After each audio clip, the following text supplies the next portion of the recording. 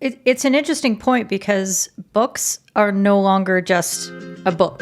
It's not just one thing that you read that's isolated in a microcosm. It's part of many creators and business people's entire marketing ecosystem. We're talking about books, y'all. What has inspired us along the way? I've got a few. Anybody else have a few? Yeah, I got about 5. You all have very long lists. It's very intimidating. I just want to say that. I'll do my best with my puny little 2. Well, I was going to start talking about the Bible, but that might just take up, Seth Godin. Really bad PowerPoint and how to avoid it. It's more of an ebook than anything else.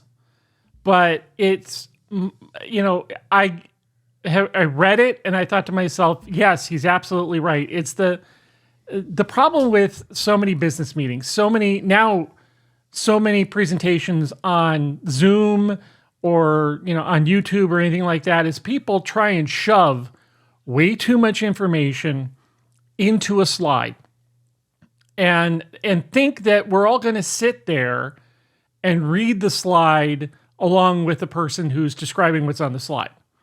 And, if you want to make handouts for your presentation, then use Microsoft Word. Callback. But otherwise, PowerPoint is just meant to be a guide. It's your Sherpa into a presentation. You're supposed to keep things no more than 9 words on a slide.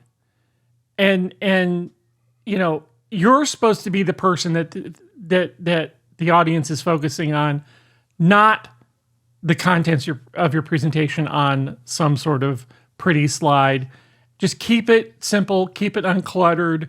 If you cannot communicate what you're talking about on a PowerPoint slide in 4, 5, 8 words or a few pictures and a couple of words, then you need to rethink your presentation again and go back because you're doing it wrong. So in this case, I think that anybody that walks into corporate America or is planning on teaching a Zoom course or whatever else needs to read Seth Godin's really bad PowerPoint and how to avoid it, and that will save your life. There I go. Good one. I'm just going to adjust our podcast episode notes to amend the title from Books That Inspired Us to Books and Rants. Because that is one heck of a start. Well, I'm going to go next. So, which one? Let's start at the bottom of the list. Right now, I'm currently reading The Mountain Is You. And so far, so good. It goes into self-sabotage and some of the things that, that are intrinsically that you need to move out the way, basically. So basically get out the way and do what you got to do.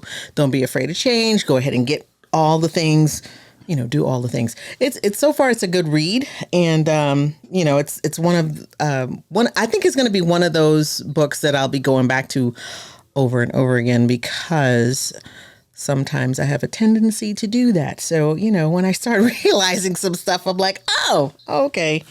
All right. Yeah, I need to get this thing done. So far I'm liking that one. Okay, I'll go next. I managed to pick up another one, by the way. So now I have 3. I just want you all to have this in your plan.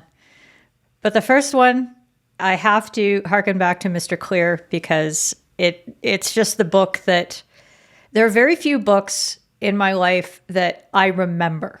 I'm really bad at reading super fast and going, this is amazing information. And then 3 days later, I have no idea I read the book, just 0.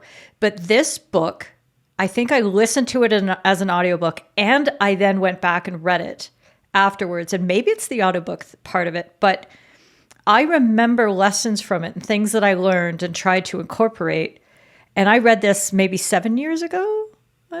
Something. COVID time. I don't know. It's all a blur. But in the way that relates to my content creator's journey, you can't really see it, but I have my @creator sweatshirt on, which harkens back to one of his principles about how if you want to do something regularly, you have to be the person who does the thing. It's about identity and not activity. The activity will come more easily if you're a person who it's just part of what that person does. So creator for me is also a reminder about who I want to be, which is a person who habitually, regularly, and consistently creates. And then for me, it's part of stacking the habits that make that thing possible. And it sounds when I speak like this, like I know how to do this, but I've been learning how to do this for the last several years. And I'm just starting to sort of put the pieces together. But every time I do something, I'm like, oh yeah, I learned that from James Clear. I don't want to derail you, but did you say that you didn't say the name of the book, or is this James Clear? Did I say Atomic Habits? You said you want to go back to Mr. You said I want to go back to Mr. Clear. Oh, Yeah, well, there you go. Say the name of the book. Doesn't everybody know what I'm talking about? Isn't that just assumed? Yep, because that's the next book on my list. My apologies. My apologies. No, you're absolutely right. Thank you for reminding me. So it's, yes, James Clear, Atomic Habits. There will be links all over the descriptions of the podcast and YouTube episode notes for this. So I just figured everybody knew what I was talking about. Also, I'm just a little tired. So that. Uh-oh. Now, that wasn't me. I didn't do that. That was not me. And with that, I yield my time. Was that you, Keely? No, that was me. A plate full of goldfish crackers just dumped on the floor. Goldfish. Oh, I'm so sorry for your goldfish. That's going to be on our podcast this week. Look, man, the 5-second rule, better get that stuff. I was looking through my list of audiobooks before this episode, and then there was a few in there that I thought, like, oh, that's supposed to be a really good book. I must read that. But like, I'd obviously listened to it at some point in the past and completely forgotten. I do the same with movies as well. I'm terrible for remembering those things. The few books that I've read, or the few books that I'm going to mention today that I've read multiple times, listened to, read the audio, read the the Kindle version as well. The first one's going to be kind of the basis for everything that I'm doing, Getting Things Done by David Allen. The reason why I don't really cover productivity methodology on my channel, which was one thing I considered, is because for me it sort of seems like a solved issue. So all the stuff that I tend to cover on, for just bringing it back to sort of creator type stuff, are the things that I'm trying to figure out myself. So all the Ecamm videos were, when I was trying to learn Ecamm, all the Stream Deck videos was new cool stuff I'd discovered. Whereas the whole sort of productivity methodology is just something that's been pretty fixed for me since I read Getting Things Done by David Allen. It basically gives a framework to sort of take the burden of trying to remember and keep track of all these things in your head, and gives a systematic approach to actually managing all of that. Now, this was written in the days when this would have been done with pen and paper, and it's got this concept of different inboxes that you're going to just deposit things, jotting down ideas when they come, and then at the end of the day, sort of pulling those things all together into things that are either actionable items, things that you can delegate, or just things for reference that you want to keep. And then obviously in the digital age, this is now morphed into a lot of apps that are based on this. So the one that I use, OmniFocus, is based on this methodology. There's another one called Things, which I think has got the same sort of link into the Getting Things Done methodology, but it's just a great way to approach task management, which is always helpful when you've got lots of tasks to do in your content creation life.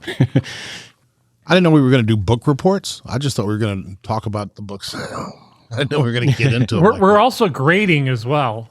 Yeah, I'm going to go into my author. I've got Steven Pressfield, who wrote The War of Art, which is, I'm not as eloquent as you guys are about talking. I don't even remember the last time I read it, but it's one of the books that I give it away. If I have a nephew or meet somebody that's trying to get something done, I'll give my hard copy out. And so I went home just now trying to find it, and I couldn't find it. So I guess I gave it away a while back. But I do have the Kindle as well. You know what else is funny? Talking about reading these, I find that if you have a Kindle and a audiobook at the same time and put it on a speed and a half, it's awesome. I mean, you can blast right through it, and it seems like it sticks with you.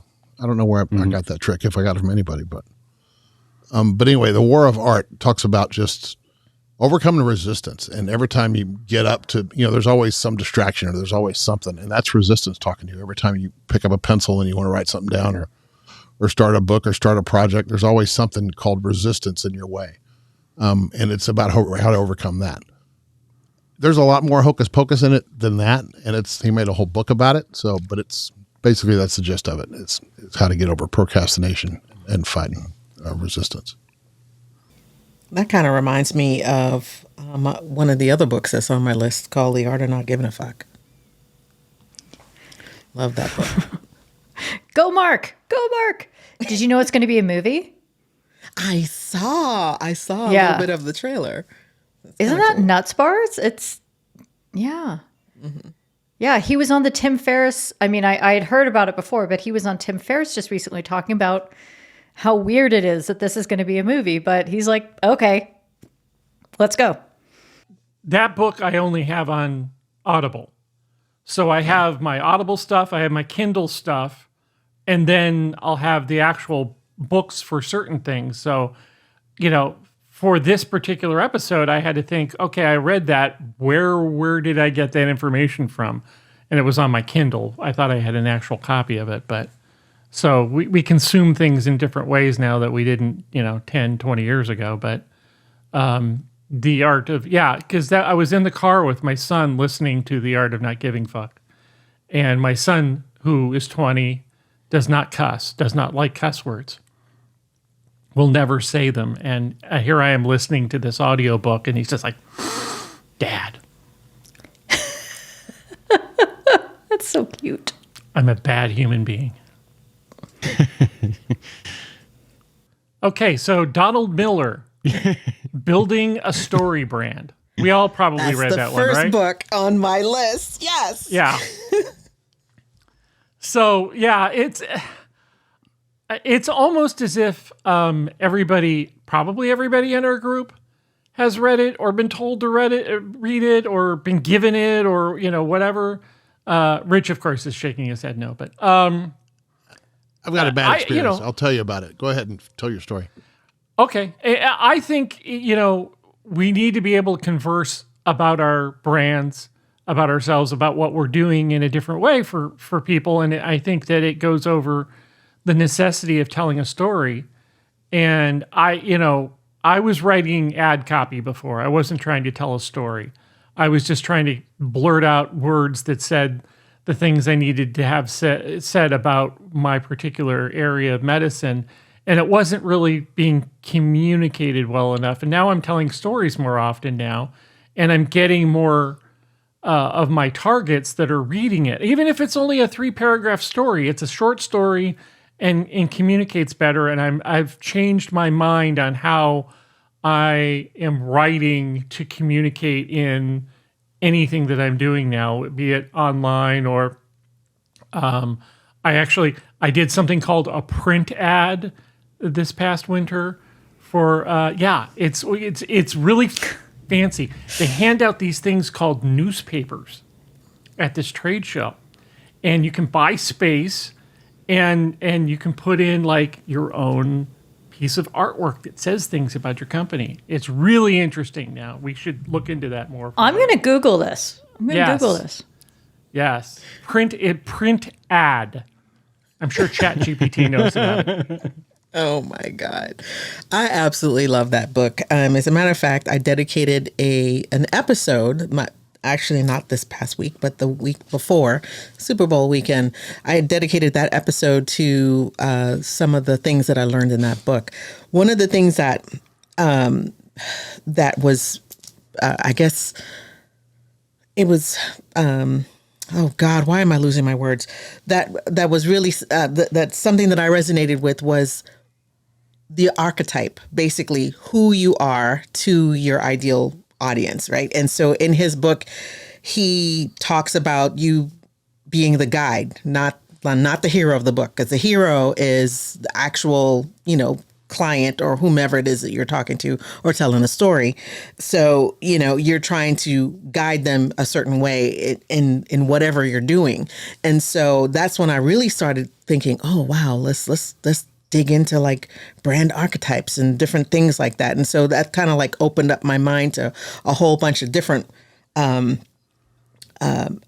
different ways that I could then teach what I know. And that was very, very important for me because I tell stories anyway, because I'm just a chatty person. And I'm like, oh, okay, this is what it is. All right, cool. Thanks for like, making it plain for me. So I really like that book. And of course, that book begot a whole bunch of other books like Marketing, by Donald Miller. And then there's like Being the Hero and all the other different ones. So I have like a whole bunch of his stuff. So I really like that one. That was the number one book on my list. I have a story about Donald Miller and about Mike Michalowicz. If you buy the audiobook, they say, log on to the secret URL and get a PDF resources for charts or whatever they have.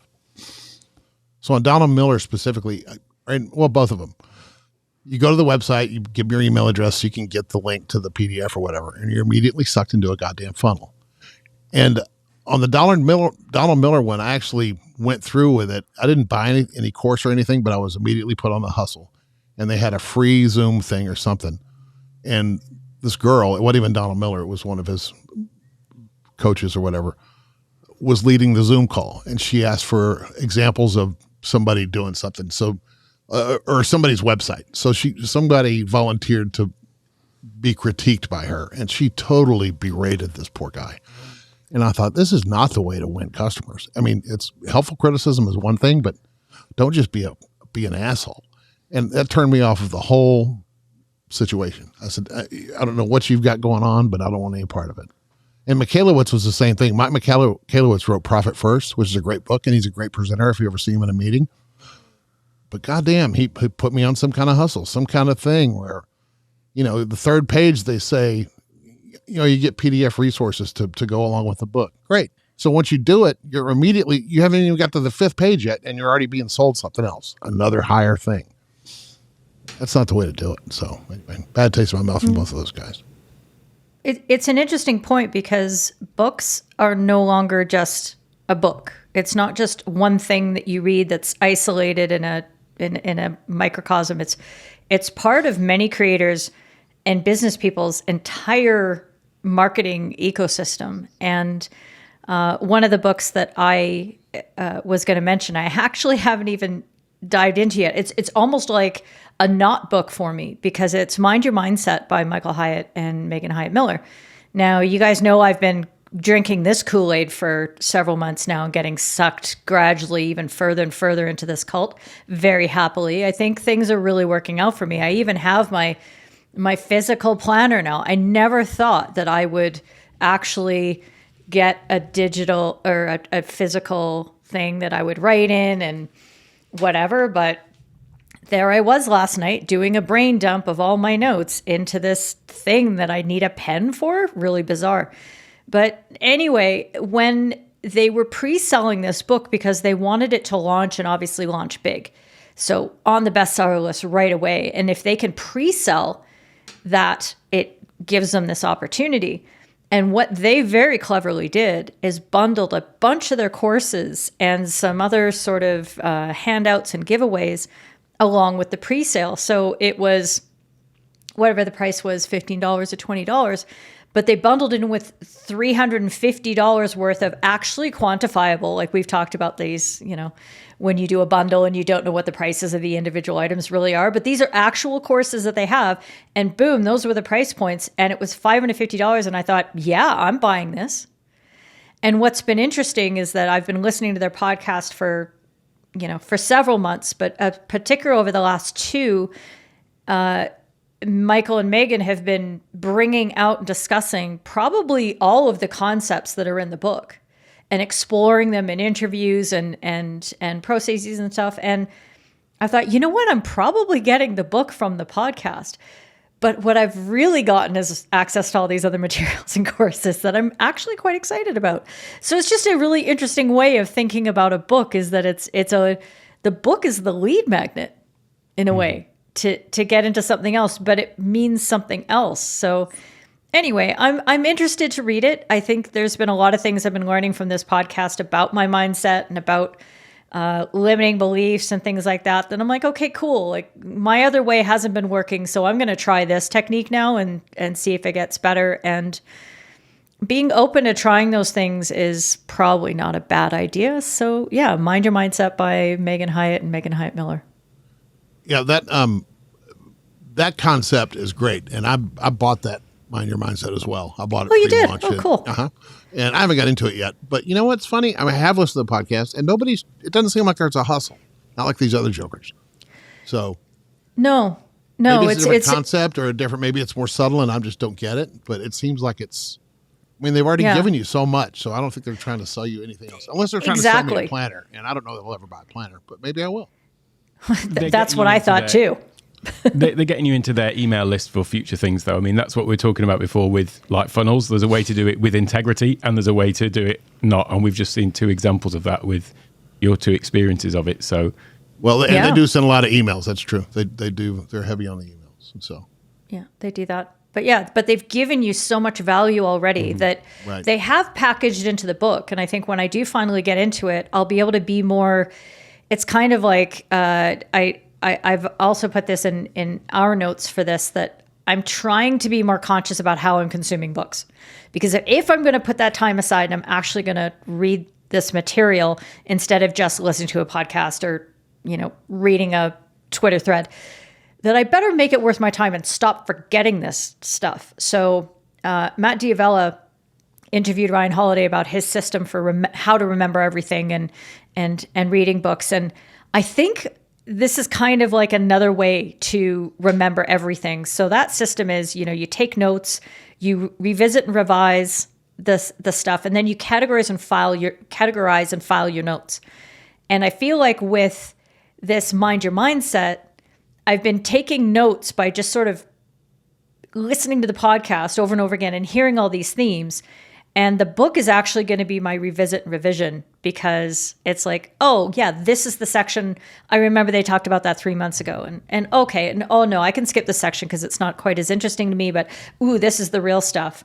And then I will have put some more conscious effort into actually consuming that material. And I think it's going to make a real impact in my mental space. So I'm excited. It's interesting. It's an interesting way of thinking about taking in a book. I've got another one then, which is not necessarily strictly content creation related as such, but I think it feeds into it. In fact, my next 2 books really are kind of more to do with the mindset, I suppose, of anything. And the first one would be, it's called Flow, the Psychology of Optimal Experience by Mihai Csikszentmihalyi, and we can let Peter correct my Hungarian on that. It's a Hungarian author. But it's all about, it was him that coined the term, this flow state, when people are doing something, usually it'll be something that they really enjoy and are generally good at as well. Excuse me. That you get into this sort of flow state, and it's that experience that you may have had where time seems to just flow by. You just don't even realize how long you've been working on something. I get this with anything that I'm doing, design related, architecture related. It's kind of like I can just start working on something and then the time just disappears, and because you're just in that zone. And I think it's something to be really aware of, like the fact that this state even exists, and it's something that I'm constantly seeking to try to notice when I'm doing something that isn't putting me in that state, because that ultimately means that I'm either not in a good flow in terms of the process, but also maybe not enjoying it. And I think that in anything that you're doing with content creation, it's got to be something that you enjoy. Otherwise, it won't sort of translate through into the actual content itself. And so this book is really good to listen on an audiobook. There's something really sort of meditative about listening to it. And it's one of the books that I only ever listen to. I've listened to it dozens of times, but only ever on single speed rather than double, whereas everything else I listen on double speed. I can't get over just the experience of just listening to it is quite different to most audiobooks. And yeah, noticing when you are not in a flow state and when things seem like a struggle is definitely something to be aware of. And that kind of leads into, which I will just go straight into the other one, which kind of dovetails into this, which is the E-Myth by Michael Gerber. And the E is for entrepreneur, and the E-Myth is about people get into doing something that they really love and they're passionate about. It's talking about sort of entrepreneurs. The example that they give in the book is somebody who starts a bakery because they love baking. It's like their passion, but then they start their bakery and then they have to start doing accounts, and they have to start doing stock taking and ordering and all of these other things that are ancillary to the core thing that they started that was their passion. And before they know it, they're actually doing stuff that they hate doing because they hate accounts. They hate all of these other things that are associated with running a business. And I think that actually does apply to content creation as well. There's something that we're passionate about, that we're making videos about perhaps, but there is a whole load of other stuff that goes with it. And this sort of brings us back to, call back to our previous episode about outsourcing to VAs. Finding those things that maybe you don't like and outsourcing those to other people so that you don't get sort of bogged down in getting into content creation because you love it, but then end up just being annoyed by all of the other things that you have to do around it. My next book, I discovered Julia Cameron by listening to Brian Koppelman. Brian Koppelman's the guy that wrote Billions, or he's like the showrunner on the show Billions on Showtime. Screenwriter, he wrote Rounders, him and his partner. But anyway, he had a podcast where he interviews a bunch of people. And one of the people he talks about is Julia Cameron. And she is the one that came up with The Artist's Way, which is basically get up every morning and write 3 pages longhand. Brain dump, like Keely said. Just get it out of your head onto paper, whether it's on the computer or not. She says longhand with a pen is the best way. I don't know if that's true, and I've tried to do it, and there's a couple of websites, like there's one called Write 750 Words, I think is the name of the website, where they just want you to write 750 words a day. Just get up in the morning and write. I try to do it. I probably make it 4 to 5 days a week. Some days I just don't. Some days I forget. Some days I get behind. I just don't do it. But it's really the concept is fantastic. I actually brought this book because I was at the used bookstore down the street, and there's like 4 or 5 copies of these, and she actually signed this one. She signed to Brigitte, whoever Brigitte is. So I hope Brigitte is writing every day like she's supposed to. So I got one more book. The One Thing. Okay. So that one, oh God, I didn't write the author down. But anyway, that was one of, yeah, there you go, Gary Keller. I like that one too, because it was basically kind of drilling down to, okay, what's the one thing you need to do so that you can get all the other things done and makes everything else irrelevant. And so I was like, okay, yeah, that totally resonates with me, because I have the worst squirrel syndrome that you've ever seen. And so it was a good exercise. I'm currently going through, Moving the Mountain first, and then that's going to be the next book that I'm going to re-listen to again. It was super quick. It was super quick and easy. I listened to it at like 1.5 speed, but he speaks really fast. So, I might want to slow it down so I can kind of really kind of get into it. But it was really good because it helped me to figure out, okay, let's just cut to the chase. Let's figure out what it is that you need to like completely and totally focus on so that we can actually get some work done. And it was very, very beneficial for me. So I really like that book too. I did like that in some respects as well. I think people misunderstand the concept of it and think that what it means is there is only one thing that you should be doing and you focus on that and nothing else, like in total. But that isn't really the message of the book. The message is like, what is the one overarching thing that is going to move the needle overall? And then you don't do anything else until you've done the thing for that, the next task in that step on a daily basis. You still can have multiple projects going on, and you can still have multiple projects that have got lots of different things to them. But what is the one thing that's going to move the needle, like in that individual project that you happen to be working on? So it gave me a kick up the behind, as it were, for in terms of just figuring out, like at a time when I was probably getting distracted by a load of other stuff that was going on in different areas of my life. And then that one just sort of brought me back on track to think like, right, well, what is it that actually I want to focus on that's going to have the most impact? But that is a strand through getting things done for me. But it was just, it was helpful to refresh my mind on it. you.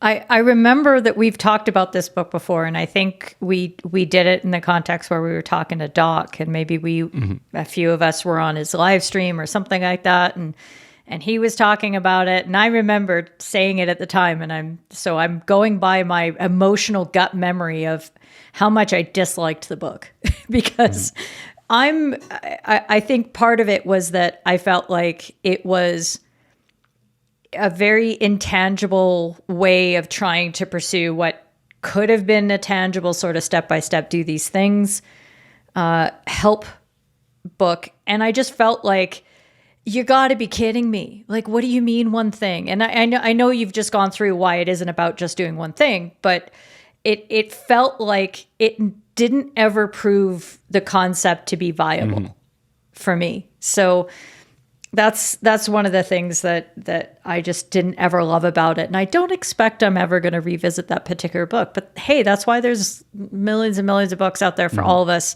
that all hit us in different ways. So if I flip that around to a book that was very tangible for me and really gave me steps that, although I didn't write any of them down, I realize now I was going through the chapter markings and going, oh, that's where I learned that thing that I'm doing now. And oh, that thing too, and that thing too. The book I'm talking about is by David Spinks, and it's The Business of Belonging, How to Make Community Your Competitive Advantage. So I remember reading this maybe a year ago when I was just, I was shifting into Discord, or I had shifted into Discord, but I didn't really understand why I was doing anything I was doing. I was just sort of like, spaghetti, throw it at the wall, see what happens. And it just felt very random. And everything I was reading and seeing about community was just a lot of really vague crap, really, to just say it that way. But when I read this book, it was very much, here's a tactic, here's a tactic, here's a tactic. So after it gets through all the soft stuff, there's things like, choosing a measurement framework. It's like, oh, we measure stuff in community? Okay, that's fun. Didn't know that was a thing. 3 levels of community strategy, 6 outcomes of community. Like, it was just very, do these actual things. When you create a social identity, what's your personality? How much humor do you want to use? Just really tangible. And I loved it. And I think that because it was something I was able to use right away with FH umpires and that, and now I'm starting to use so much with Discord Coach, I'm like, wow, now this is a book I'm looking at and going, okay, I got to reread this like right away, because it was that good. And it really did help me get better at what I was doing with content creation and more this entrepreneurial side of the creator journey. So yeah, that's my third and last, by the way, just in case you ever want to come back to me, don't. This is my last book that I want to talk about. Well, Thank you. Then let me talk about my last book, The Unfair Advantage by Ash Ali. Oh, that was a good book. Yeah, and I think I've been kind of wandering the desert about certain things in my life lately, and because I like the Disney thing, but the reality is, long term, I'm going to be able to be most successful in coaching doctors, coaching practice managers in medicine and in telemedicine. And, really, this book kind of turned me on to, hey, idiot, this is what your specialty is. This is really what you should be doing. There are tons of people that are fans of Disney and that can talk about Disney stuff better than I can. And I'll enjoy doing it, but I'm not necessarily any better or worse than anyone else. The thing that I can wake up and do every day without blinking, I mean, I joke, I can roll out of bed and 5 minutes later be pitching a customer, and I don't need to prepare because for the past 20 years, I've gotten up and eaten and slept telemedicine and teleradiology. And this book basically is telling me, focus on that. Do that first. Create something with that now. And then as I see that come about, and as I'm working on that actively now, then those things those little ancillary things that I want to do in terms of coaching people on branding, medical practice branding, and things like that, that'll roll into that naturally once I get that going. So, it's a book that I have in my backpack at all times. It's on my phone and Audible. I read it, I listen to it, I consume it in different ways, and I think it's helped me get to a different, more, clarification of really what I should be doing for the best use of my skills, but at the same time for my family. So. Good stuff. Anybody have anything they want to add? Get a library card. Oh my God. Absolutely. But yeah, that's really actually just, I know, cliche, but it really has changed a lot for me to be able to rely entirely on my Calgary Public Library for both the ebooks, occasionally physical books, which I don't like because they're heavy and I have to take them places and ew, no fun.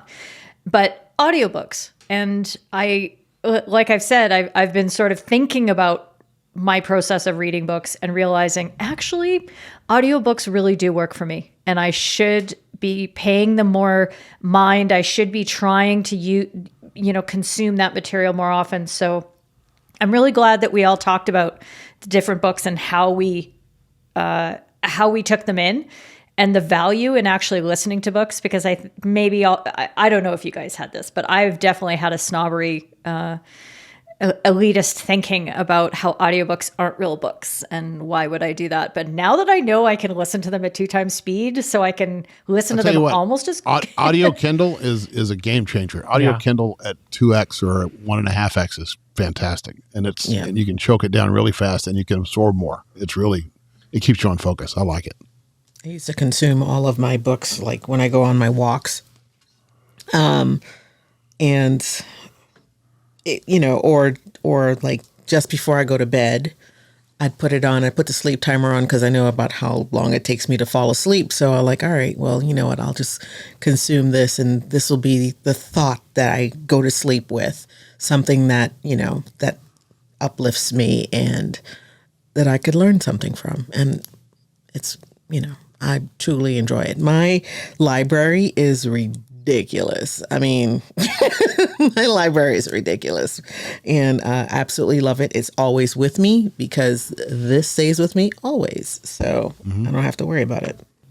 I feel smarter after this episode. Thank you. Sorry, Rich. Thanks for hopping on the Creators Pod. If you enjoyed it, tell a friend. No, seriously, tell somebody, okay? So look, we'd love it if you subscribe and do all the things. Especially leave us a comment somewhere where you get your podcast. Check out our video version on our YouTube channel, The Creators Pod. The Creators Pod is produced by C22 Media. Alec Johnson, Dina Taylor, Keely Dunn, Rich Graham, Rob Valls, and me, Michelle Lawrence. Deuces.